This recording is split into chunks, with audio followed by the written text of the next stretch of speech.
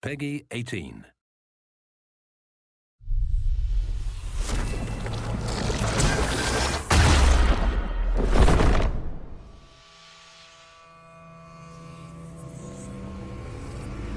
It was 2009, towards the end of when we were finishing Dragon Age Origins, when myself, Matt Goldman, and Mike Layla started to get together on a weekly basis to talk about the directions we wanted to take the franchise and the things we wanted to explore if we had a chance to do so. We built a kind of a cartoon animatic of what we would like to be in the game if we were going to really pull out the stops and do whatever we wanted. It's actually very much like the beginning of the game. There's a conversation wheel, there's a dragon airstrike, you're a cool, badass warrior with spiky armor chopping Murlocs in half by the millions.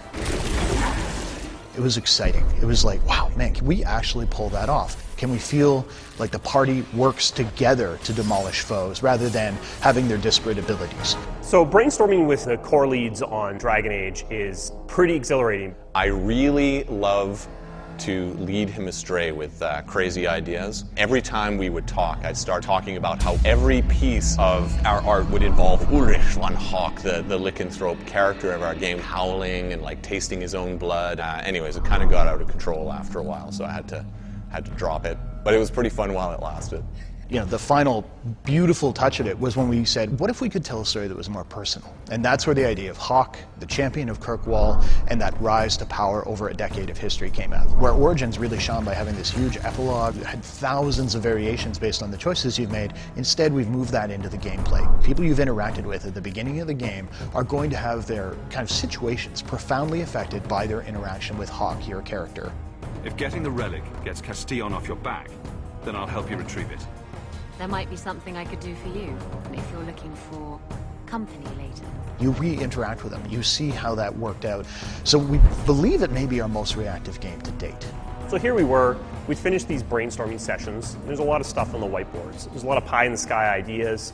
And then Dragon Age Origins came out, and it beat all of our expectations. Perfect scores, the VGA awards. We also had a bunch of meta reviews, comments coming in about Origins, and what really resonated for me was this resounding theme that Origins was an amazing story-based classical RPG, but that there were elements of it that seemed to be dragging. If you're telling a dark fantasy, you don't want combat to feel like you're playing a chess game with a friend.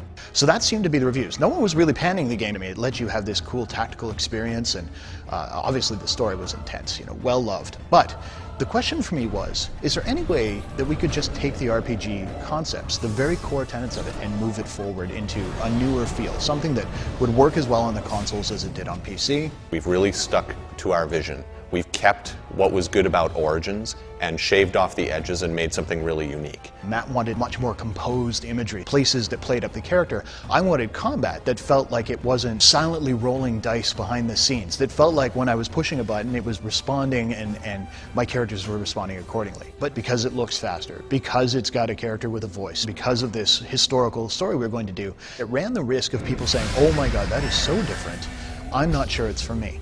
And we knew that would be a potential problem. But at the same time, we also knew that the game we were designing was not one that would actually alienate them.